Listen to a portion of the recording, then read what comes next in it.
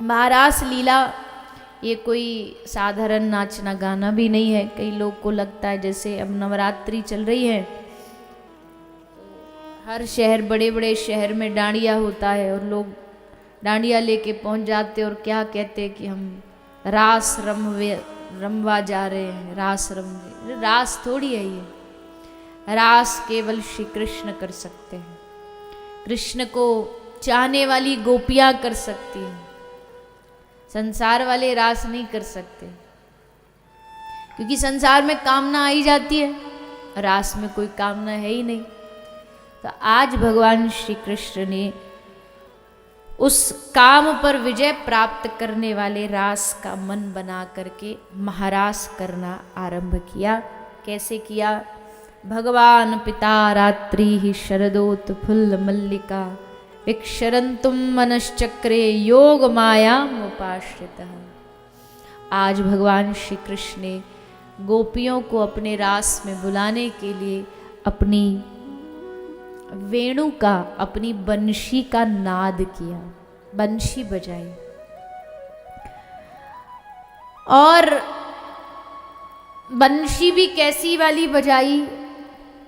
सारे जगत को सम्मोहित करने वाली बंशी ठाकुर जी ने आज बजाई। ऐसी बांसुरी बजी, ऐसी बांसुरी बजी, मुरली ध्वनि वैकुंठ गई। मुरली की जो ध्वनि है सारे ब्रह्मांडों को चीरती चीरती पहुंच गई सीधा वैकुंठ। मुरली ध्वनि वैकुंठ गई। और इस बंशी को बजाने का एक ही मकसद है श्री कृष्ण का, कि गोपियां अपने आप को वश में ना रख पाए। ऐसी बंशी की ध्वनि कान में जाए कि गोपी बावरी हो जाए, कुछ होश ना रहे। और वही हुआ। जैसे गोपी के कर्ण में, कान में बंशी गई तो गोपी भूल गई कि क्या करना क्या नहीं करना है, और श्री कृष्ण से मिलन की इच्छा लेकर के गोपियों का दौड़ना शुरू हो गया। दौड़ रही हैं गोपियां। किसी ने कहा कि अरे कम से कम घर पूछ तो लेती कि जाएं कि नहीं जाएं, आज्ञा लेके जाना चाहिए था, या आधी रात हो रही है तो साथ वाली पड़ोसन से पूछ लेती कि बहन तू भी चलेगी तो हम साथ चले। ऐसा नहीं किया क्या गोपी ने? बोले अरे बावरे, किसी आदमी को ये पता चल जाए कि वहां खजाना दबा हुआ है, खजाना गड़ा हुआ है, तो क्या कोई आस पड़ोसी से पूछेगा कि भैया आप भी चलोगे, तुम भी चलोगे हमारे साथ? नहीं ना, सीधा भागेगा कि कोई पहुंचे उससे पहले तू पहुंच जाए, कि खजाना लूट ना जाए। तो आज प्रेम का खजाना श्री कृष्ण बरसाने वाले, ये बात जब गोपियों को पता चली, अब कौन सा सुझाव, किसको संग लेना, सब गोपी दौड़ पड़ी। आज श्री कृष्ण ने बुलाया है, कृष्ण बुला रहे हैं तो कहीं गलती से भी पीछे रह नहीं जाना, नहीं तो हाथ मलते रह जाएंगी, कुछ हाथ नहीं आएगा। इसलिए सब गोपी दौड़ पड़ी। तो देखो, ऐसा नहीं है कि कृष्ण गोपियों को ही बुलाए, कृष्ण हम सबको भी बुला रहे हैं। भगवत गीता जो सुनाई है अर्जुन को तो सुनाई, पर उन्होंने हमारे लिए सुनाई।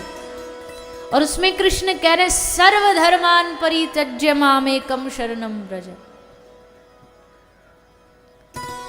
तो सब धर्मों को त्याग करके आ जा मेरी शरण में, मैं खड़ा हूं तेरे दरवाजे पर। तो आ तो सही, एक बार आकर के मिल तो सही। पर हम संसार की आवाज इतनी तेज हो जाती है ना कि हम कृष्ण की पुकार को अनसुना कर देते हैं। संसार की आवाजें हम पर हावी हो जाती है और कृष्ण का आह्वान हमें सुनाई नहीं देता। कृष्ण कह रहे हैं आना मेरी शरण में। गोपियों ने क्षण भर की देर नहीं लगाई। प्रियतम बुला रहा है, बस निकल पड़ी, दौड़ पड़ी। भागवत में बड़ा सुंदर वर्णन आता है, सुखदेव जी ने बड़ा व्यंगात्मक वर्णन किया है। कोई गोपी श्रृंगार करती करती एक आंख में काजल लगाया, दूसरे में लगाना भूल गई और भागी, होश नहीं रहा। किसी ने कहा प्रियतम से मिलने जा रही है, थोड़ा अच्छा सज धज के जा, एक आंख में लगा रही दूसरे में नहीं लगा रही, तो शोभा नहीं, अच्छा नहीं लगेगी तू। तो गोपी हंस के कहती अरे दुनिया के जो प्रियतम होते होंगे ना, वो देखते होंगे बाहर का रूप, हमारा प्रियतम रूप नहीं देखता, हमारा प्रियतम स्वभाव देखता है, मन का भाव देखता है। हम कैसे भी जाएं हमें पता है वो हमें स्वीकार कर लेगा। कोई श्रृंगार उलट पुलट कर लेती है, गले का हार, पाँव में पाँव की पायल, गले में ऊपर का वस्त्र, नीचे नीचे का ऊपर। कोई कुछ कर रही है उसको वहीं छोड़ करके चली गई, काम को वहीं स्थगित करके, और सारी गोपी कृष्ण के सामने आके खड़ी हो गई। भगवान ने देखा अच्छा आ गई, पर कृष्ण ऐसे थोड़ी किसी को भी अपना लेंगे। अजी बाजार में 50 रुपया का मटका भी खरीदते तो ठोक ठोक के देखते हम कच्चा तो नहीं है। तो भगवान भी तो देखेंगे कहीं ये भगत भीतर से कच्चा तो नहीं, कहीं गड़बड़ तो नहीं इसके भीतर अभी। तो भगवान ने परीक्षा लेने के लिए क्या किया, भगवान ने गोपी से कहा स्वागतम वो महाभाग प्रियम किम करवाने वह। पहली लाइन में तो ऐसा मीठा बोले कि गोपी के मन में शहद घुल गया एकदम। स्वागतम वो स्वागत है, आपका स्वागत है, स्वागतम वो महाभाग। गोपी बड़ी प्रसन्न भई, बड़ी आनंदित भई कि कन्हैया ने बुलाया, और न कि सिर्फ बुलाया, हाथ जोड़ के स्वागत भी कर रहे हैं कि भैया स्वागत है आपका। लेकिन फिर अगली लाइन में क्या बोले, प्रियम किम करवाने वा। पहली लाइन में बोला स्वागत है, और दूसरी लाइन में बोले आने का क्या कारण है तुम्हारा, क्यों आई हो यहाँ पर, किस लिए आई हो यहाँ पर, कौन से काम के लिए आई हो यहाँ पर। गोपी कुछ बोल पाती उससे पहले ही श्री कृष्ण बोलना चालू कर देते। अच्छा अच्छा अच्छा, मन नहीं लग रहा होगा मेरे बिना, मुझे देखने आई हो ना, देख लिया, हो गया काम, अब लौट जाओ वापस। क्यों? क्योंकि गोपी अगर तू वापस नहीं गई तो पता लोग क्या क्या बात बनाएंगे। अरे राम राम राम, रात को, आधी रात को घर छोड़ के गोपी भाग गई, श्री कृष्ण से मिलने चली गई। न जाने क्या क्या बातें करेंगे, तुझे बदनाम कर देंगे, तेरा जीना मुश्किल कर देंगे। और दूसरी बात गोपी देख, तेरे घर में पति है, बाल बच्चे हैं, ये है वो है, उन सब की सेवा करो। स्त्री का धर्म कहता परिवार की सेवा करो, ये तेरा धर्म, इसलिए लौट जाओ, प्रतियाद ब्रजम, वापस चली जाओ।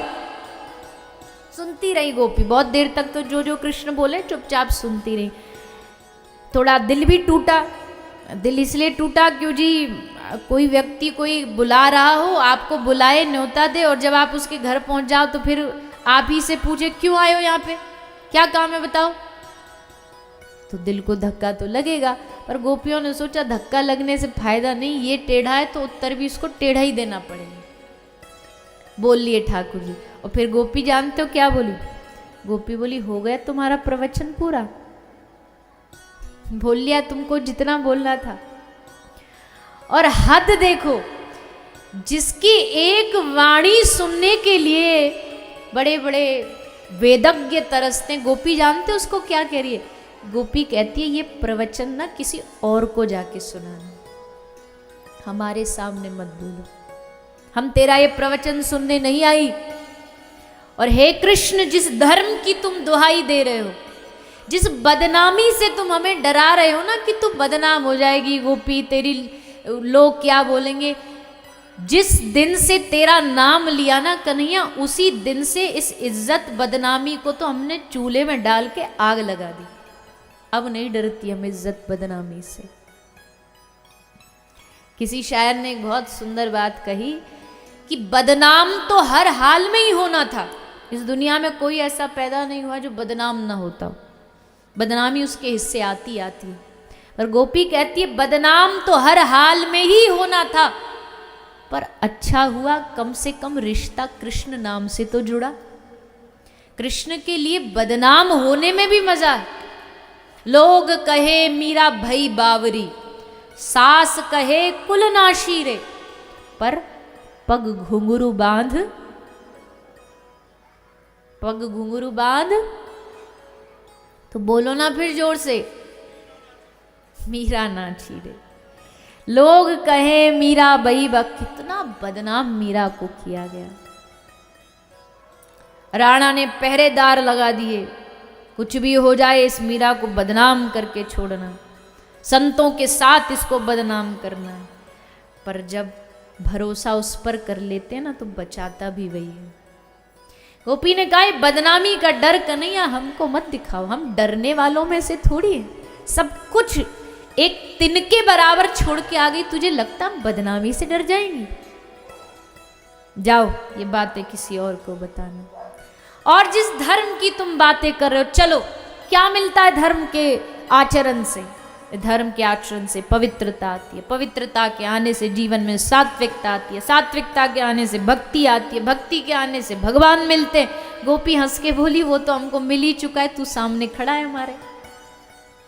अब जो व्यक्ति पीएचडी कर ले उसको फिर से केजी में एडमिशन देके सर्कल लगवाने की क्या जरूरत है? जब तू हमारे सामने खड़ा, धर्म का सार हमारे सामने खड़ा है, तो फिर से वापस उस चक्कर में हमको क्यों फंसा रहे हो?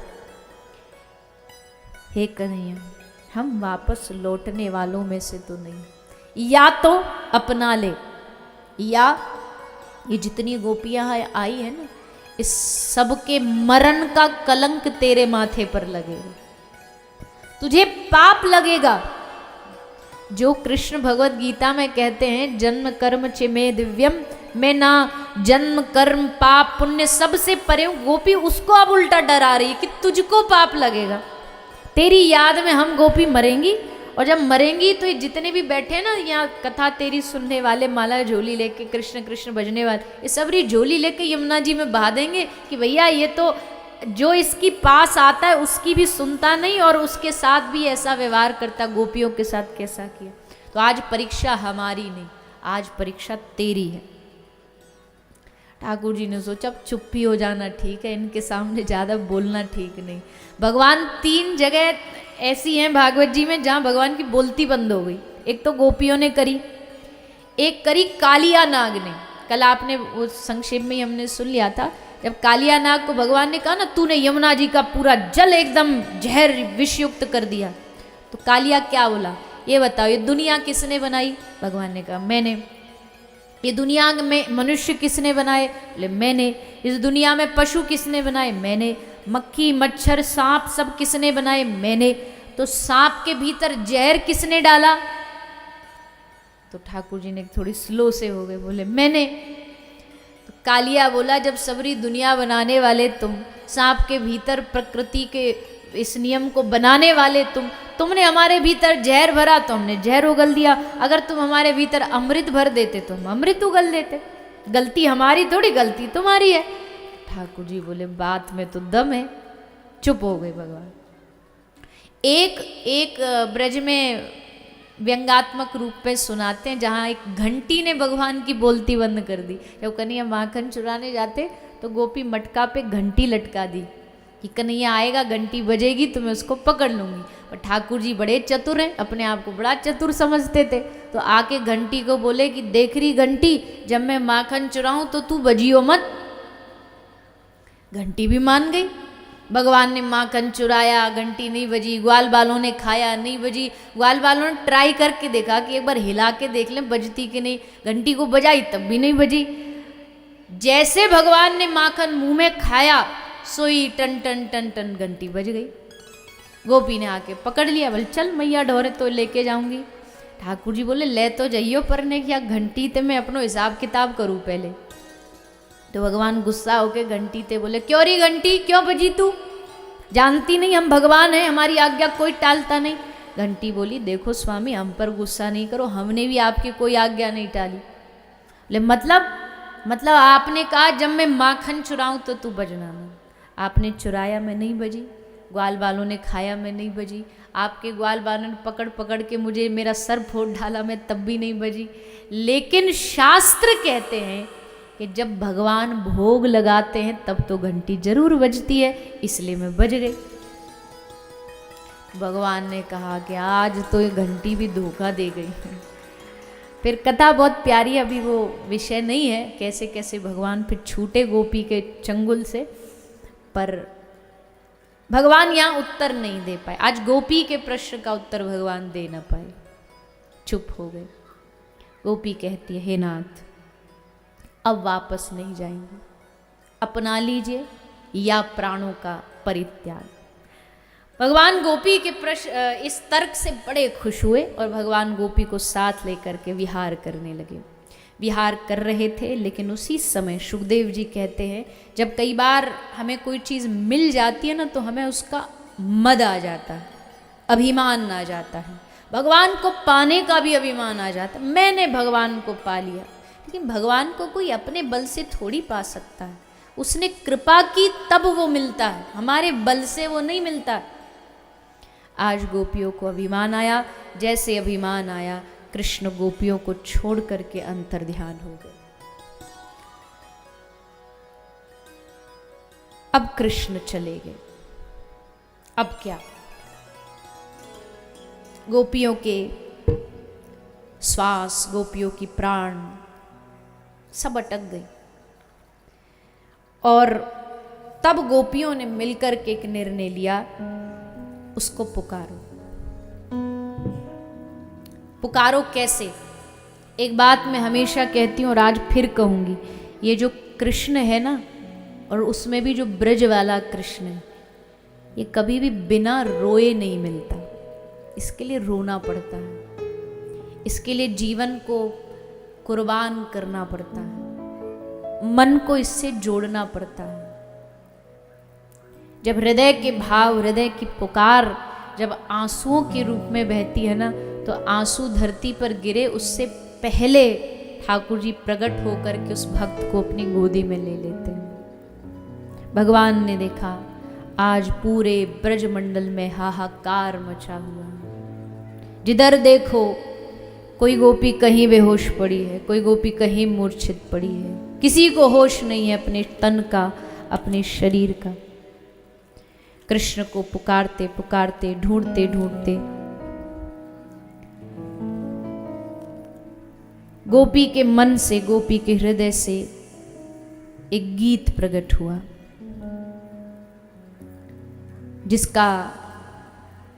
जिसकी चर्चा हमेशा भागवत में गाई जाती है, जिसके बगैर भागवत अधूरी है।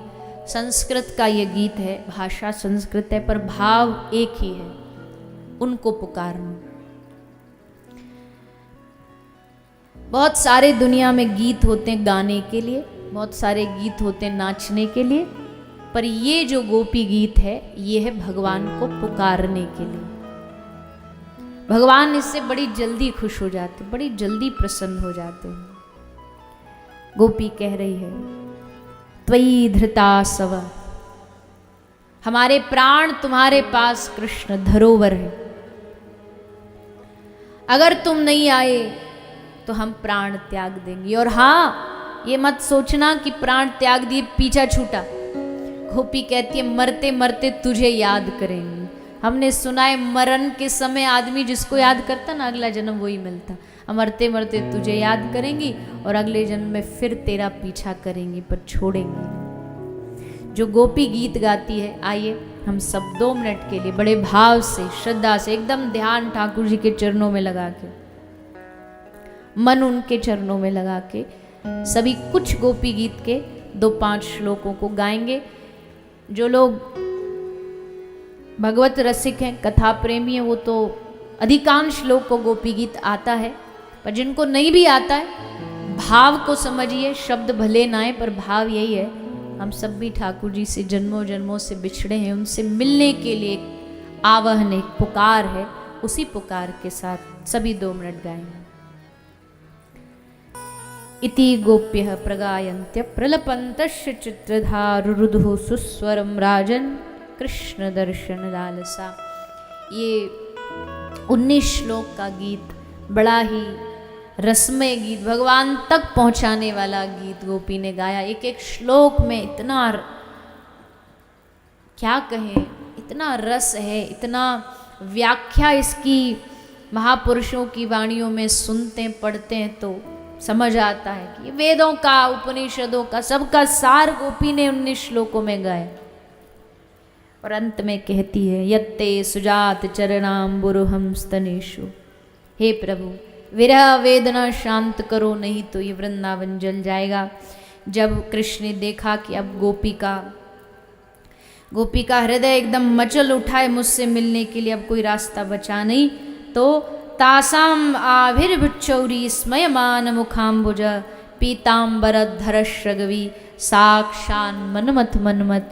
आज गोपियों की मनोकामना पूरी करने के लिए, मिलन की इच्छा पूरी करने के लिए पीताम्बरधारी रास बिहारी श्री कृष्ण गोपियों के मध्य में प्रकट हो गए। और प्रकट होकर के भगवान ने गोपिकाओं को इस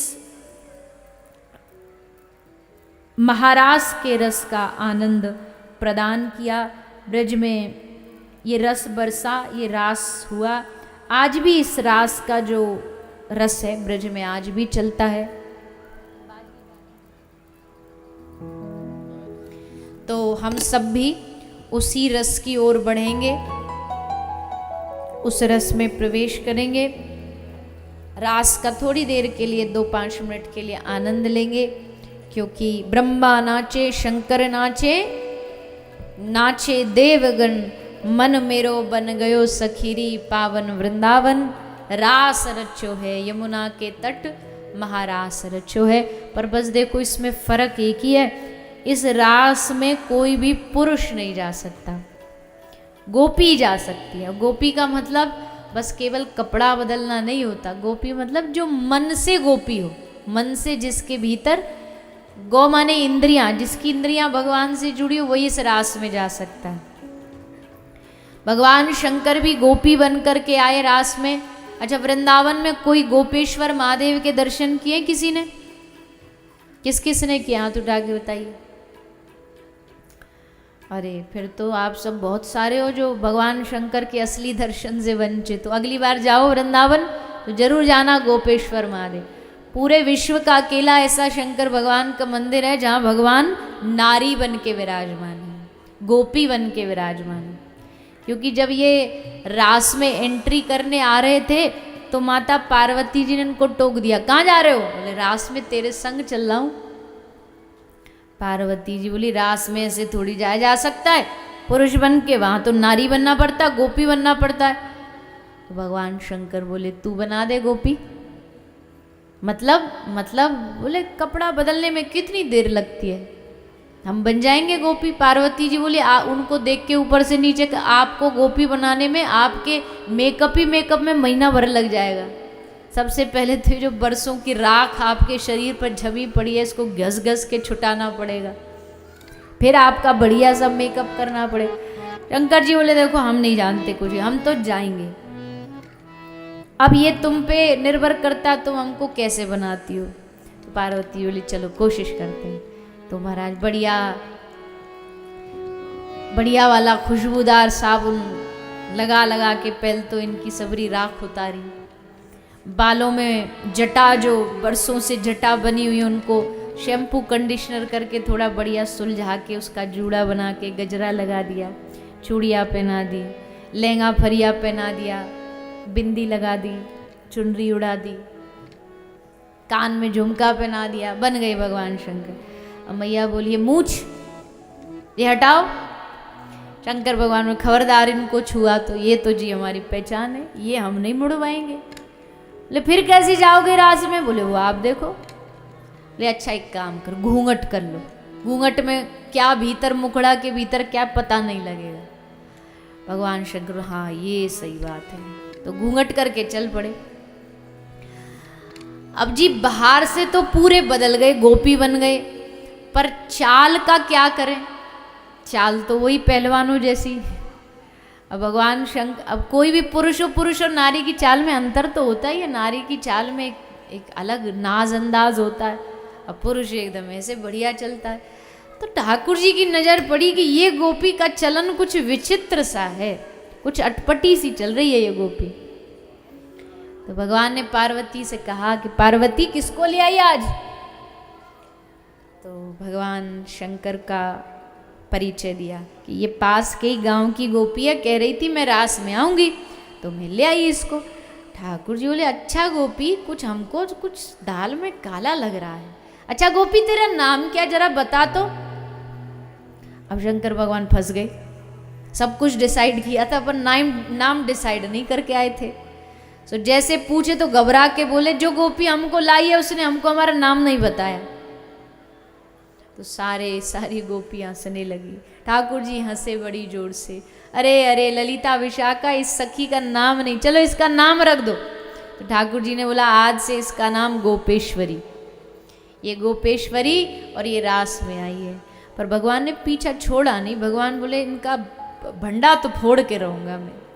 जैसे रास चालू होने वाला तो भगवान बोले हम रास आज बाद में करेंगे, आज हमारा मन कर रहा है सब गोपियों का एक एक करके घूंघट उठा के सबका मुखड़ा देखने का। अब फंस गए शंकर जी। लाइन लगी थी, शंकर जी की बारी आने वाली थी, सोई भाग करके लाइन में सबसे पीछे उधर घूम के लाइन में पीछे आ गए। भगवान ने तुरंत देख लिया। भगवान बोले आज हमारा मन कर रहा है इधर से नहीं उधर से देखना चालू करेंगे। अब जैसे भगवान इधर आए ये भाग करके इधर आ गए, फिर भगवान भी भाग के इधर आए और अंत में बोले नाम इधर से करेंगे ना उधर से करेंगे, ये जो गोपी इधर से उधर भाग रही ना इससे चालू करेंगे। आगे घूंघट उठा। भगवान शंकर बेचारे घबरा रहे। पार्वती जी ने बात को घुमाया, अरे छोड़ो ना प्रभु, रास के लिए इतनी देर हो गई, आप कहाँ फंसे पड़े हो, छोड़ो इस गोपी को, चलो रास चालू करो। रास शुरू हो गया। पर भगवान ने भी पीछा छोड़ा नहीं। भगवान शंकर हाथ में डांडिया लेकर के रास गरबा रम रहे। पर जैसे कन्हैया की बंशी बजी रास में, बंशी ऐसी बजी, उसको सुन करके अब तक भगवान शंकर डांडिया कर रहे थे, बंसी सुन करके तांडव चालू हो गए। ऐसे ठुमका मारा, ऐसा चक्कर मारा कि बाबा का जूड़ा खुल गया, चुनरी फेंक गई, सब इधर उधर सब अस्त व्यस्त और सब बन्ना फूट गया। भगवान शंकर गोपी बन के आए। आज भी वही श्रृंगार गोपी के रूप में भगवान शंकर का होता है। वृंदावन में सब लोग जाते हैं, भगवान शंकर का उस रूप का दर्शन करते हैं।